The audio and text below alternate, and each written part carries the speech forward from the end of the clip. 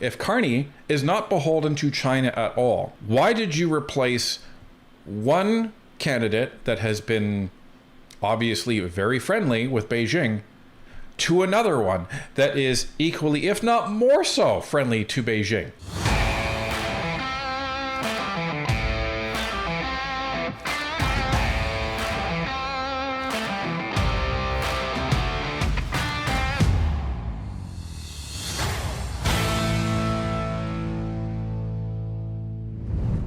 It's amazing who the Liberals choose to be their candidates.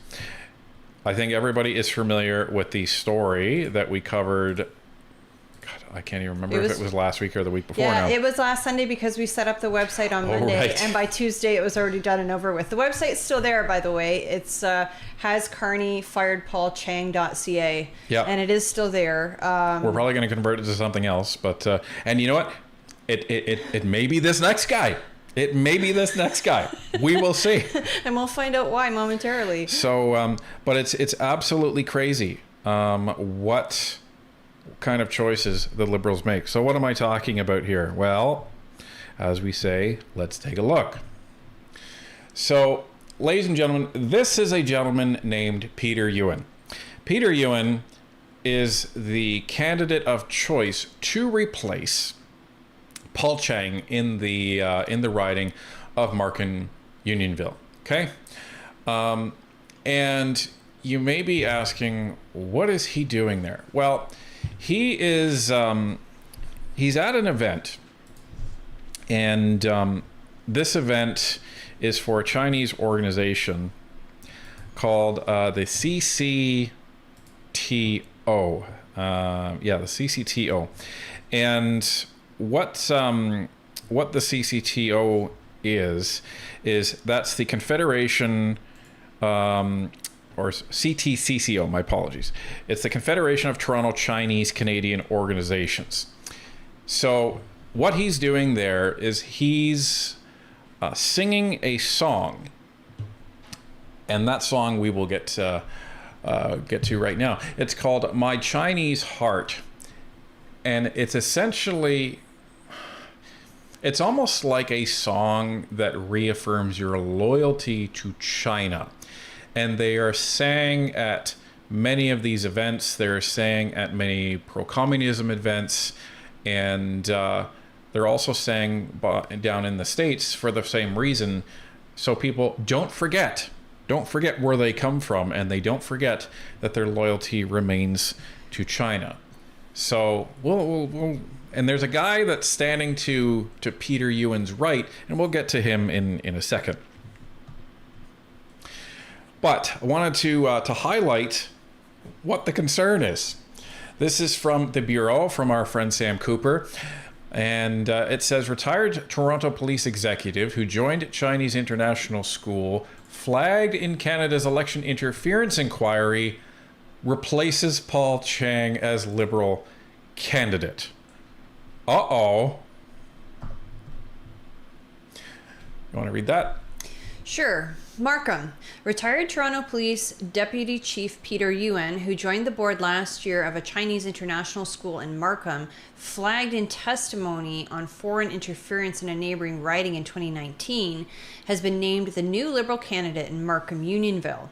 He replaces Paul Chang, who resigned last week amid an RCMP review into controversial remarks suggesting a Conservative opponent could be handed to Chinese officials for a bounty. The appointment places Yuen, now a central figure in Prime Minister Mark Carney's campaign, at the center of a riding already under scrutiny in Canada's evolving foreign interference investigation.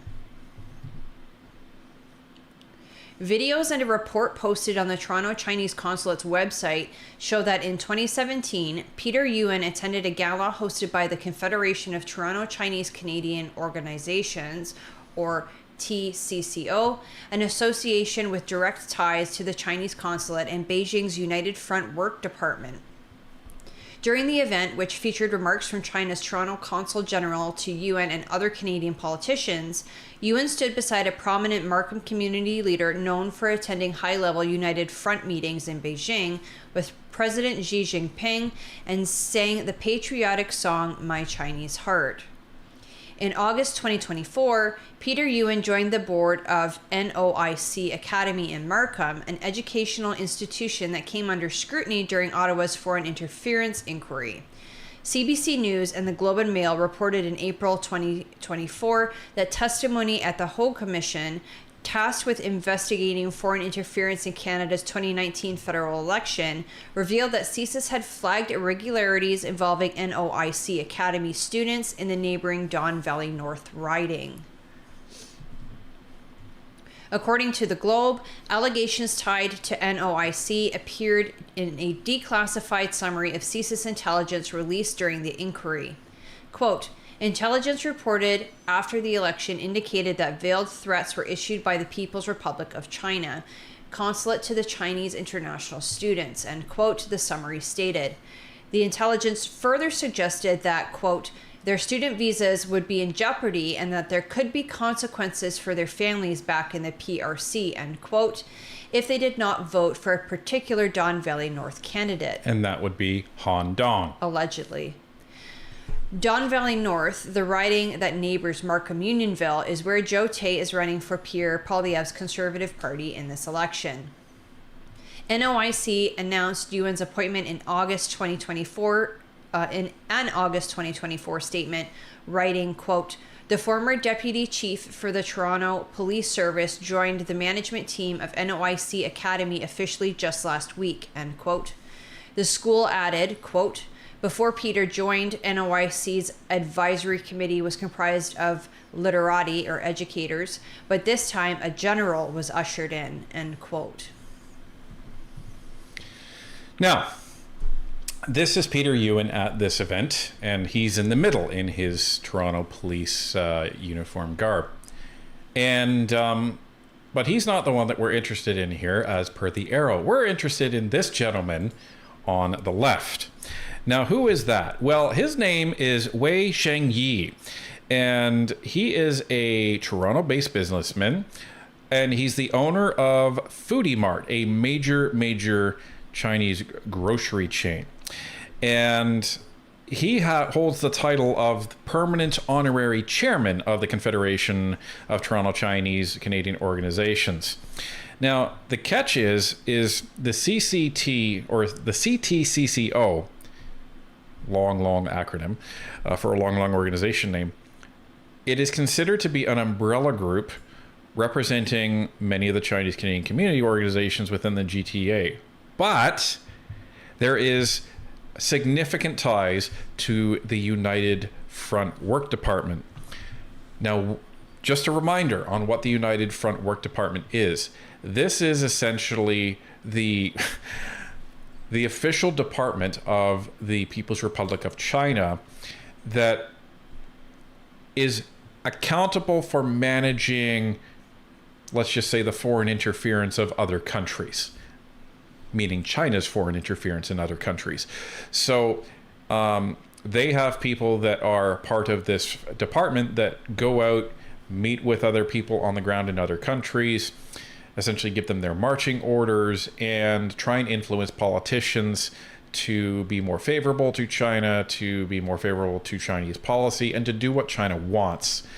Now, this culminates in this perception from CSIS and other intelligence organizations around the world, including the United States, that if you're associated with the United Front Work Department, that's not a good thing.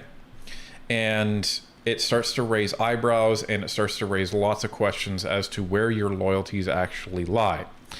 So the issue is that the CTCCO has lots of ties to the United Front Work Department, including this guy, right? So the organization regularly hosts events that involves Chinese consular officials in Toronto promoting Beijing friendly narratives, etc. And this guy, Wei Shengyi, he was named in a story in Global News and other outlets as a person of interest in Canada's foreign interference investigation, especially around the 2019 federal election. This is the person that Sam Cooper was referring to earlier in the article. And he has allegedly facilitated large fund transfers intended to support candidates favorable to Beijing, but as of right now, no charges have been laid. Here he is again. Now, there's somebody else in this picture that everybody should take note of. This guy right here. That is, sorry, my brain just short-circuited. That is Han Dong. That's right. Ladies and gentlemen, that is Han Dong. So I know that guy. I know his face. So he's attending an event of the CTCCO with this guy on the left with alleged ties directly back to Beijing and a lot of sketchy activity.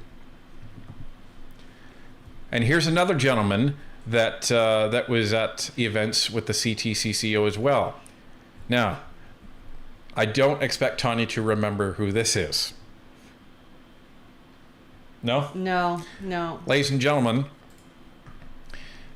this is the senator that the Conservative Party of Canada ousted after they found out that he was collaborating wittingly or unwittingly with China as well. He was one of the named people that came out at that press conference with Kevin Vuong, Sam Cooper, and Michelle Juno Katsuya, if you recall our coverage of that.